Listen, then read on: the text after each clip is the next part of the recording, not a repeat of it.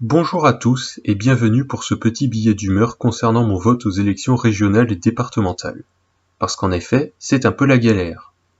Autant le premier tour des régionales, c'est simple. Je vote Lutte ouvrière car c'est les seuls qui ont à mes yeux un fond communiste révolutionnaire. Mais pour les départementales, c'est plus dur. Il y a une liste RN, la liste sortante d'hiver droite et une liste d'union large de la gauche. Donc rien de très intéressant. La liste d'hiver droite fait droite molle vendue au capital.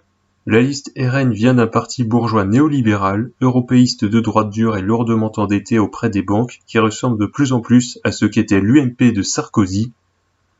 Et enfin, la liste d'union de la gauche risque de finir en social-traîtrise typique de la gauche dite de gouvernement.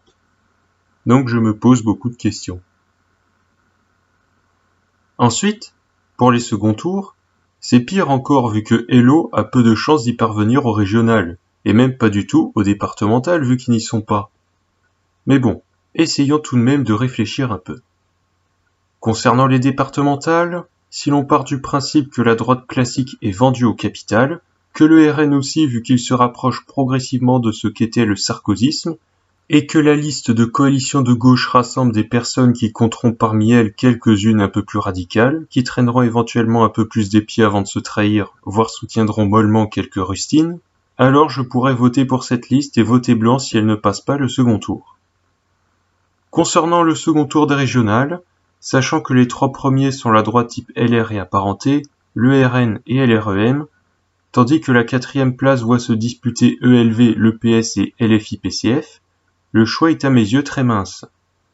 Hors de question pour moi de voter pour les trois premiers, ces néolibéraux vendus au capital. Idem pour ELV et le PS, ces partis devenus bourgeois, surtout que ELV en plus très européiste et anti-nucléaire. Reste alors le duo LFI-PCF, allié en Île-de-France. Bien que je les juge trop mous et quelque peu compromis sur un plan sociétal, ils sont à mes yeux préférables aux trois autres dans un contexte de second tour, lorsqu'on n'a plus le choix du premier tour et que nos candidats préférés n'atteignent pas toujours.